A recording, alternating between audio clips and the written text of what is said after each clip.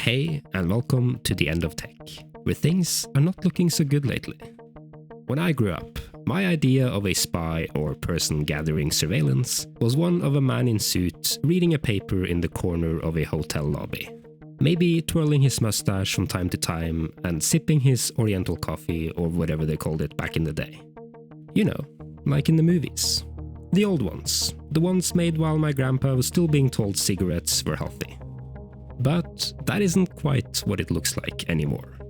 Swap out the classy person in the lounge bar with the random guy sitting in the back of a nondescript van, and I think we're a bit closer to what surveillance looks like in the modern age.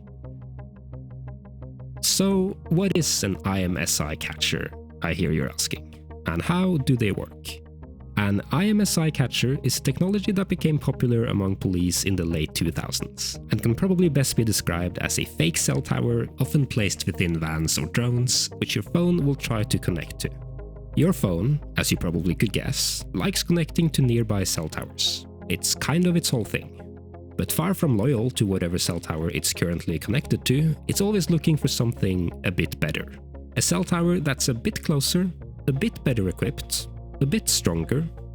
When the catcher is set to its passive surveillance mode, your phone will try to connect to it. And in the process, it will helpfully send off different identifying information about your phone, such as, yes, your unique IMSI number. Your phone really isn't shy about this stuff. The fake tower will then refuse the connection because, well, it's not a real cell phone tower, and your phone will go back to whatever tower it was already connected to.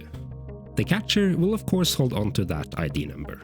And since it's unique, it becomes a perfect way to keep an eye on you. Imagine you're a police officer, wondering if a particular person is in a crowd or in some building you can't access.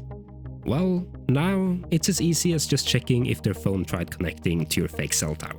Which is great news if you're trying to track down tough bad criminals like, vandals, protesters, problematic grandmas, I guess.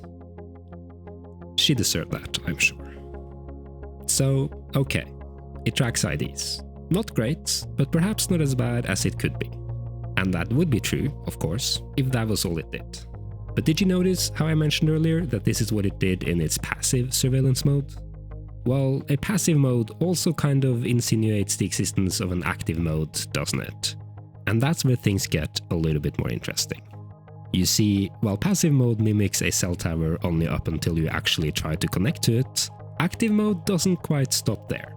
Instead of refusing a connection, this time it will do no such thing. Instead, it itself will also be connected to a real cell tower. And then it will start sending all your data along to that tower as though you were connected to it. Meaning, while you're thinking you're connected to a real tower, this van just sits in the middle and it sees everything that goes through it. And I mean everything. All your data, from texts to web traffic, is now read by this sketchy guy in this sketchy van. And if you're on newer network types like 4G or 5G, which are generally much more secure, the fake cell tower might pretend to not support those protocols, hoping that your phone will just go, "Oh, damn, didn't realize you were dumb like that. Let me just switch to an older network type so we can keep chatting." Which makes all that new fancy security a little bit redundant. So, while this may seem pretty bad, at least this is all part of a very targeted system, right? If police is doing this kind of stuff, there must be a lot of approvals they need first, not to mention warrants and whatever else. It's not like they would just do this to anyone. And they would have to make sure, of course, that this targets only the people they already know is doing something illegal. Right? Except, of course they don't. And actually, it's even worse than that, because this tech doesn't even allow them to only target one person. While in use, they have to target everyone in an area at the same time. Meaning, if you just so happen to be around a place where any suspects may be, your data might just become collateral damage, I'm afraid. Well, that's not good news. But thankfully, it gets even worse. Because in many parts of the Western world, police don't need any kind of approval to use this tech at all. Not even for their initial targets. So whether you are the main target, or are just existing in the same general neighborhood, it might not actually make any difference. Police don't have to treat your data with any more care either way, and in fact can often just perform these searches whenever they want. The sad truth is that if there is data on your phone that the police wants, using this method, they can just take it. No questions asked, no accountability. In fact, you probably won't even know. And if you think you're safe because you aren't committing any crimes, I also hope you've never attended a protest before, or even been within a couple of blocks of one. Because if so, your phone ID might be on a list, and your data might just already be stolen. So that begs the question then, is there a way to keep your data safe? How would you go about protecting yourself from this technology? And the answer is a bit sadder than I'd like it to be. The way these attacks are done make them very hard to fight against.